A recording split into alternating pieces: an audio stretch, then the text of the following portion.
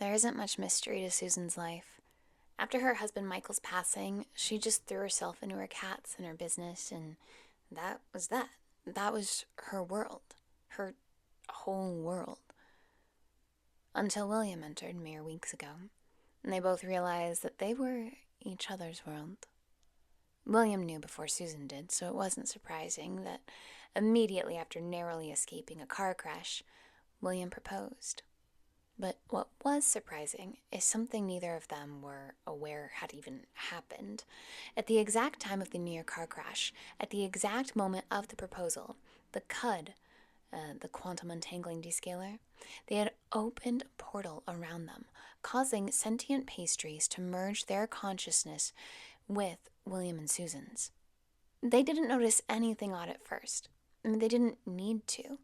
Nothing seemed different. They were overwhelmed by their love and their excitement for this next chapter together. But it was almost immediately after that that everything started to change. Nothing appeared exactly the same way as it did before, and neither William nor Susan could exactly pinpoint why or how. It was just little things at first, like going out to dinner after the proposal and being absolutely repulsed by any bread products. Then, the next morning, when Susan was in her shop, she couldn't help but take all the pastries off the menu. She wasn't sure why, but it was an impulse she just couldn't ignore. She felt disgusted by them. Then, her best employee, Kevin, came in the door and instantly quit, leaving nothing but a note that simply read, "I'm sorry, Kay." Further, her least best employee, Bruin, hadn't been seen or heard from in days, and never in Susan's life had there been so much mystery surrounding her. Between the sudden changes in her personality and odd disappearances of employees, she decided to close the coffee shop temporarily as she focused on her mental health and budding engagement to William. The couple was sitting alone in the coffee shop one night, 7 days after Kevin quit, brainstorming their next move together. Should they sell the shop? Should they maybe convert it into a jewelry store? I mean, William had a goldsmith studio in town, but it didn't have an actual storefront. What if he were to keep the studio and then turn the coffee shop into a sales floor and display area for his work? Susan could help with designs and customer service. And of course, the espresso machines and coffee makers would still come in handy. But Susan herself had to admit she no longer wanted to bake or sell pastries either way. They were in deep discussions about their next chapter, feeling a bit more at ease about Bruin's disappearance too, as earlier that day the local authorities had reported that they discovered a clue in his parents' home that suggested he might just be off with a secret long-distance partner, and they were following leads on that. It was a half-written, unsent letter to somebody named Delilah, and it read as such: "Beloved dear Delilah, oh, how I have missed you. Every sun that rises and sets without you is an eternity.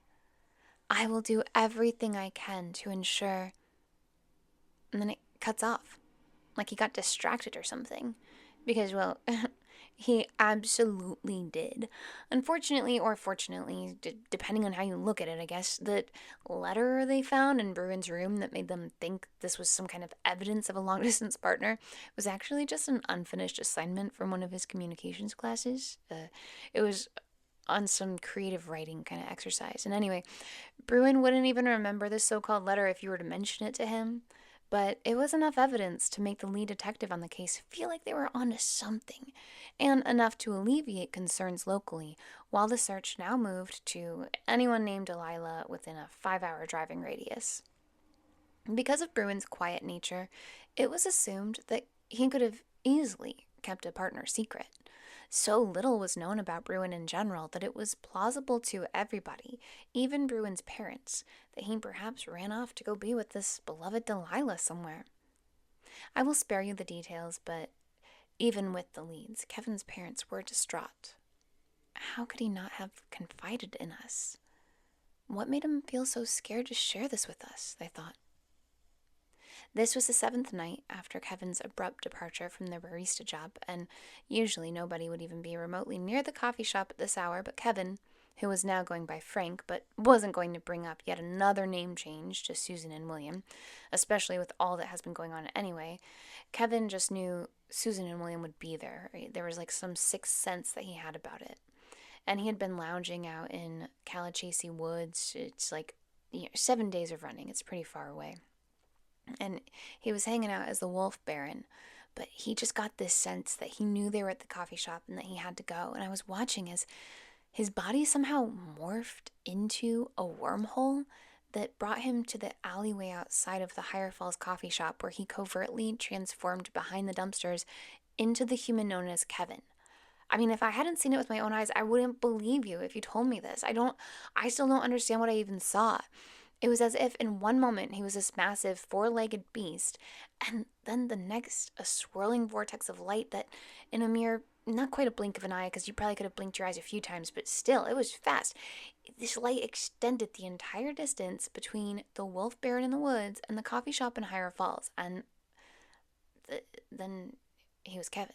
So I'm honestly not sure if I was even supposed to see that, let alone share it with you, but how else do I explain that he got there? School textbooks and even experts who study shape-shifting sapsuckers have never reported about this type of behavior, at least not to my knowledge.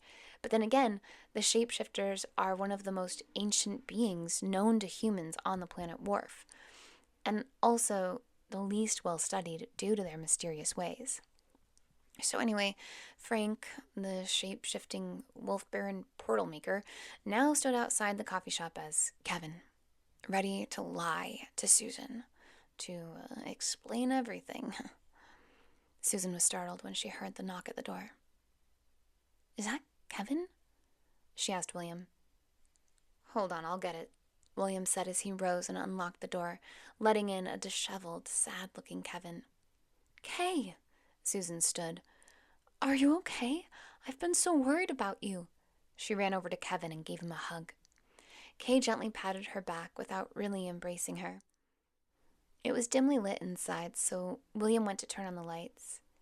As he said, "We're happy to see you, Kevin. We hope everything is okay." I know. I'm so sorry, Susan. I didn't know what to tell you. It's okay. You can tell me anything," Susan said, as she gestured at the table where her and William had been sitting. Kevin, William, and Susan all sat down as Kevin continued. "Well, see, here's the thing." Kevin shot a glance at William with a "is this okay" look. And William had a moment where he considered offering to give Kevin and Susan space, but after glancing at Susan, decided it's best to stay and support her. "Go ahead. Take all the time you need," William said. Okay, so, Susan, you know how I once told you I was curious about learning how to play poker? Of course. Did you end up playing? Susan was confused how this could possibly be related, and wasn't sure if Kevin was just making small talk before explaining something bigger. "I did. Actually, for several weeks, I went to the Fish Trade Casino where I surprisingly, Kevin looked at William and froze. Everyone was silent in anticipation for a moment. Okay, I won like a lot, and I was embarrassed and scared to tell anyone. I didn't understand my actions, but I ran away. I didn't tell anybody. I've been living in a motel in Ashmont the last week as I gathered my thoughts, and I'm sorry. I ran, and I didn't tell you anything. I didn't know what to do." Kevin spit it out so fast, he shocked even himself at his own lies, especially considering his entire existence was built off of one massive lie that he himself only knew about 7 days ago. But he never intentionally lied before. Not in any significant way, anyway. I mean, did he have those small white lie moments that we all have? Sure. Like moments where someone asks, how's your day? And she goes, "Fine." Even though the answer is much more complicated. Yes, of course. But never did Kevin have any lies that she had to keep track of. The way Kay saw it, nothing until this moment in her life ever counted as a lie or deception, because there was no aspect of Kay that saw themselves as anything other than a human struggling to fit in and do their best in the world. That is, until their near-death experience revealed their true mission and purpose as a shape-shifting sapsucker experiencing themselves as a human. Susan and William both smiled and laughed as they congratulate him. Oh my goodness, Kevin! You had us so scared something bad was going on. This is amazing, Susan laughed. You cannot believe what a relief this is. We'd been hoping, praying that you were all right, but never knew it could be something like this. Let's celebrate, Susan said. Besides, we have good news for you, too. Susan flashed the engagement ring William made for her, and Kevin found himself playing pretend human, but for real. He never felt so fake in his life and yet simultaneously so genuine. Wow, William, did you make this? It's stunning. Congratulations, you two. I'm so happy for you. Hey, William and I were about to wrap up here anyway. Why don't we go somewhere, just the three of us, and celebrate? Kevin felt panic inside of his human animal. The irony of actually being something incapable of feeling such a thing wasn't lost on him. But the animal he was currently experiencing himself as came with energetic data and an entire lifetime of lived social experiences and understandings of norms and traditions that simply no longer felt real to Kevin, like logically. And yet, in Kevin's human animal, there was still all of this feeling, all of this emotion, all of this energy, and this sense of social obligation to celebrate. You know what? He replied. I really shouldn't. There are a few other people I need to update tonight because when I ran away, I did it to everyone, and I can't go another night without making things right. Another time? In truth, there was no one else Kevin was close enough to that would even notice their absence for more than a few months, at least. I mean, they knew they should explain themselves to the Wedding Bros Catering Co., but they also felt so little investment in that given they only worked one shift and were put in a position no brand new employee should ever be in. As far as friends go, Kay had many, but was sort of like a popular loner, a person who others loved to have around, but who was hard to convince to attend social gatherings. It wasn't uncommon for Kay to be sort of just missing from social scenes and groups of friends, and then still like somehow be a part of them. And Kay had no best friend. There was no one that they talked to daily. Their near daily contact, like the closest that they had, was Susan, and anyone that they saw at the coffee shop as a regular. Of course, Kevin. We'll be right here. You know where to find us, Susan answered. Congrats, kiddo. We're happy for you. This is a good thing. People go their whole lives hoping something like this will happen. And for you, it did, said William. Hey, shame for you two. I told you you had to meet the goldsmith named William, said Kevin as he winked at Susan and smiled. Kevin genuinely did feel a deep warmth and love for Susan and William. She had wanted Susan to find happiness since first meeting her and hearing her story, but even though the feelings of camaraderie were genuine, the penalty for assisting a shapeshifter was too anxiety-inducing for Kevin to risk another second with Susan and William, so Kay pushed back their chair and stood to walk out. After Susan and William hugged Kevin goodbye, and Kevin was just about to reach the door, Susan asked, "Oh, hey, you haven't heard from Bruin by chance, have you?" Something struck Kevin as odd. There was a pit in Kevin's stomach at this question. A distant memory came flooding back. No, have you? Not since the day before you quit, said Susan. Nothing to worry about, added William after seeing the concern in Kevin's eyes. Detective Hengby is pretty sure he ran off to be with his girlfriend. He was always so spacey. I'm thinking when he asked for a time off a couple weeks ago, do you remember that? He probably just meant this week and got the dates mixed up, you know?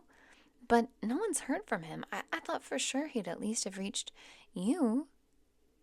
No, Kevin said, squirming inside as he reached for the door handle. I'll let you know if I hear anything. Please do. So good to see you, Kevin. Don't worry about us here. William wrapped his arm around Susan as she continued speaking. We have everything we need. Honestly, this all seems like a blessing in disguise, as it's given William and I an excuse to do less work and more celebration of our new engagement. I'm so glad, Kevin said, opening the door. Well, congrats again, you two lovebirds. I look forward to seeing you around.